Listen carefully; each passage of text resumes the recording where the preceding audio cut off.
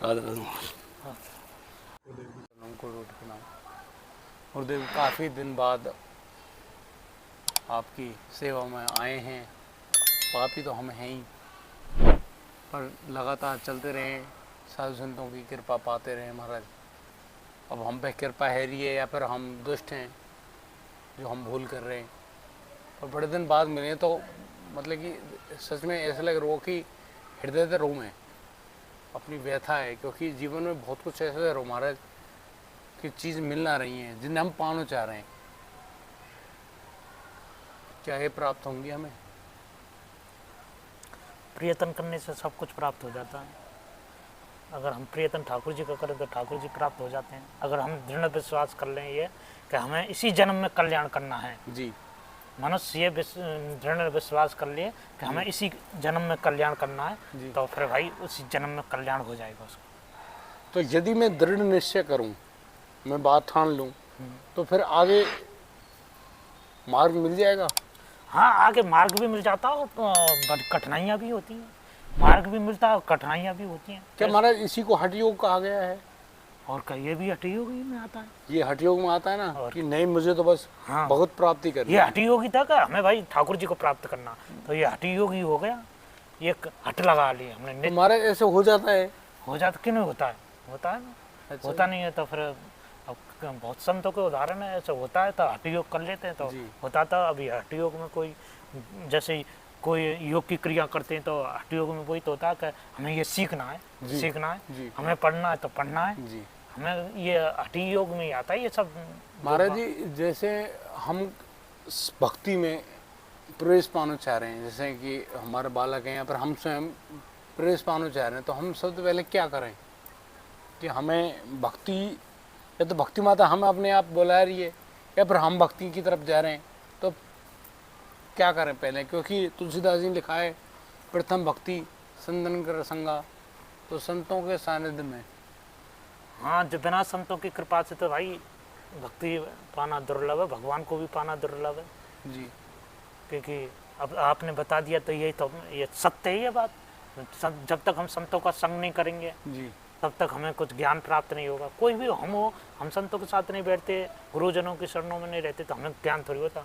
हमें इतना भी मनुष्य को तो इतना भी पता नहीं रहता है हम कौन है, पशु हैं क्या, ज्ञान भी नहीं होता है। संतों के साथ बैठकर हमें पता लगता है जीवन का। नहीं तो हमें जीवन के लक्ष्य का ही नहीं पता रहता है, बस ये खाना सोना पीना, बस इसी को थोड़ी जीवन बोलते हैं। अब मनुष्य, साधारण मनुष्य रहता है वो यही सोचता है कि बस खा लें पी लें और सो जाएं, बस यही जीवन है। राधे। तो ये जीवन थोड़ी है।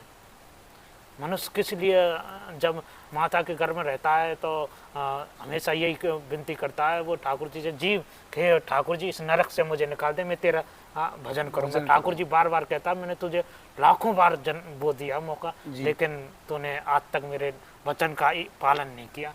और तू बाहर जाते ही ये मेरी मम्मी है, ये मेरा पापा, ये मेरा भैया, ये मेरी बहन है, ये मेरी ताई है, ये मेरे ताऊ है, बस ये मेरे जीजा, ये जीजी है, बस इसी में लगा रहता। सब नातों में उनमें ऐसा भूल जाता कि ठाकुर जी को भूल जाता है। और सच्चा नाता तो ठाकुर जी के साथ ही रहना चाहिए।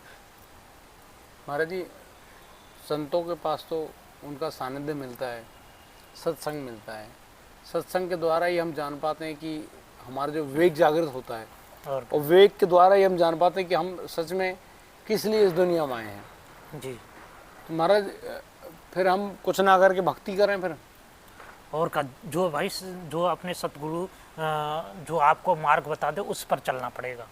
हमें हर संतों से तो अलग अलग ज्ञान, मेरे पास आओगे अलग ज्ञान मिलेगा आपको, और किसी संत के पास जाओगे उनका अलग ज्ञान मिलेगा, और किसी के पास जाओगे उनका। लेकिन सतगुरुदेव भगवान जो मार्ग बता दें, जो साधन बता दें, उस पर चल पड़ो जी, आंख बंद करके जी। तो रास्ता मिल जाएगा, रास्ता मिल जाएगा, और क्या नहीं, कामयाबी मिल जाएगी। हाँ, आपका अगर निश्चित दृढ़ है या उनमें सतगुरु में कोई कमी है या वो है, आपका अगर दृढ़ विश्वास है तो आप ठाकुर जी उसकी पूर्ति करते हैं। अगर आपके अंदर कोई सतगुरु के प्रति वो जो भाव रहता है वो भाव नहीं बदलना चाहिए। गुरुदेव तो गुरुदेव, गुरु ब्रह्मा गुरु विष्णु गुरु देव साक्षात ब्रह्मा, यही भाव रहना चाहिए। गुरुदेव, संत जो आज के समय में जो लीला है रही हैं, जिनके मुताबिक संत हैं, हम दर्शन करने जा रहे हैं, फिर उनके प्रताप में भी हम आमें, उनके प्रभाव में भी हम आमें, तो हम देखें कि अक्सर बहुत सारी लीला हैरी हैं, हमें बड़े अच्छे लगें, फिर हम उन्हें स्वीकार कर लें, उनकी शिक्षा प्रचारण लगें, क्योंकि ये पहले तो आवे ढोंग दिखाओ बहुत ज़बरदस्त, हम बड़े राजी हों, भाई महाराज जी यूँ बढ़िया वो बढ़िया। कुछ समय पश्चात जब उनकी जो सच्चाई सामने आवे, फिर हमें उनमें कमी दिखाई देने लगे। तो यूँ जो कमी देखना है, यूँ अपराध तो ना महाराज है। अपराध में तो आ जाता ही है, क्योंकि अपराध में भी आता है। और क्या अपराध में आ जाएगा, पहले तो श्रद्धा कर ली, हाँ, और फिर आप इस उनमें बात को कमी देख आपने रहे हो। देख लिया, चटक मटक को देख लिया, संतों की को, और वैसे ही देख लिया, तो फिर आपने श्रद्धा करी, फिर आप उनके साथ ज़्यादा दिन रह जाते तो उनकी कमियां दिखने लग जाती हैं, फिर श्रद्धा कम होती है।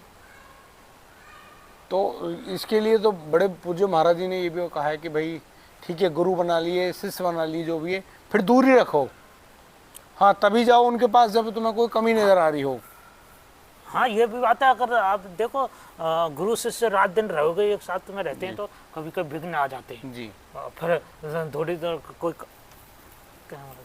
तो थोड़ी थोड़ी कमी आ जाती है, जी, तो फिर उस कमी की वजह से आप में भी कोई कमी देख लेते हैं, वो उसमें भी देख लेते हैं, फिर श्रद्धा भी तो कम हो जाती है। अब हाँ, एक तो अचानक मिलते हैं और वो बहुत अच्छे संत हैं, और वो और फिर धीरे धीरे आप उनके साथ रहते तो दिखता है, तो फिर श्रद्धा कम हो जाती है। पहले तो आप बोलते हैं, फिर तुम हो जाता है, फिर तू भी हो जाता है, सब कुछ हो जाता है धीरे धीरे। तो ये लीलाएं ना इतनी ज्यादा, अब यहाँ भी तो ऐसे ही होता है ना, जो संतों के तो पहले श्रद्धा कर ली, हाँ। और फिर उनके अवगुण दिखने लग रहे धीरे धीरे, फिर विरोध होने लगेगा। और क्या नहीं, पहले तो चेला बन गए, फिर कहते अब वो कहते कि योगी नहीं है वो गुरु लायक, अब क्या तो ऐसे तो फिर अगर हम गुरु के प्रति दोष दृष्टि रखें तो ये तो बहुत बड़ा अपराध है गुरुदेव। और हम तो फिर ये अपराध करके दोबारा नरक में जाएंगे। कुछ भी हो सकता है, ये तो ठाकुर जी के ऊपर है भाई, जब ऐसा वो कर लिया तो। और ऐसा आकर कोई श्रद्धा नहीं है, कोई लाखों में कोई हो जाए, करोड़ों में हो जाए तो बढ़िया, वो गुरु वंश से। गुरुदेव अगर ऐसा हो जाए फिर उससे बचा के, मतलब कि उस अगर बन गया हमसे अपराध हो गया माना कि, और फिर हम बचें कैसे अपने आप, ये बहुत बड़ी चीज़ है। क्योंकि लोगों में अक्सर ये चीज़ देखी गई है कि पहले तो गुरु बना लें, फिर दोष दर्शन कर लें, फिर सोचें यार हम पे अपराध है को, क्योंकि वो तो संतों के माध्यम से जान गए। हमारे इस चीज़ से कैसे बचे इस चीज़ से? पहली बात तो ये कि हमें दोष दर्शन नहीं करना चाहिए, यदि हो गया है तो यही तो भक्ति में बाधा ही है जी, यही तो भगवान के भक्ति में बाधा ही है। इन चीज़ों को तो बाधा, इन चीज़ों से बच जाए तो फिर आदमी भगवान में स्वतः ही भगवान मिल जाए, स्वतः ही भक्ति बढ़ जाए, स्वतः ही वो हो जाए। इन चीज़ों से तो बचना पड़ेगा। बस इतना ही है कि आप किसी संत से आपकी श्रद्धा है, आप दंडवत प्रणाम कर लो, सत्संग हो, भगवान की चर्चा हो, तब तक तो है सही है। उसके बाद वे फालतू का कोई बात ना करें। हाँ, पारस्परिक कोई बातचीत हो हाँ, रही है, वो तो होता है, फिर निजी बातें हो रही हैं, दोनों उनकी पोल दिखती है, फिर फिर सामाजिक भी बात करते हैं, फिर राजनीतिक बात भी करते और हैं, राजनीति की बात आती है, सब कुछ होता ही है। फिर आपके भी मन में यही होगा कि अरे मैं तो भाई इनको ऐसा नहीं समझता था, लेकिन ये तो ऐसे निकले। अच्छा, कुछ इस वेश में भी मैं क्षमा चाहूँगा, लेकिन कुछ ये लीला देखी गई है कि वेश तो धारण है, लेकिन वहाँ पर भी वो जो वेशधारी इंसान है, कोई भी है, लोग अपनी इच्छाओं की पूर्ति करने के लिए वेश धारण कर लेते हैं। और क्या, क्योंकि वो एक तरह की जिम्मेदारी छोड़ी, दूसरी जिम्मेदारी बस वेश धारण कर लिया, बचे हुए घूम रहे हैं। फिर महाराज उनके मन पे कंट्रोल है नहीं, साधना की नहीं है, तो फिर वो करते हैं अपराध। और क्या, और उस अपराध की वजह से जो सच्चे संत हैं उनके प्रति भी दोष दृष्टि होती है। और क्या होती है, वो तो पूरा कलंक, समाज पूरा कलंक रह जाता है। वो ये बार बार किया जाता है, ये बार बार सत्संग में हर बात आती है कि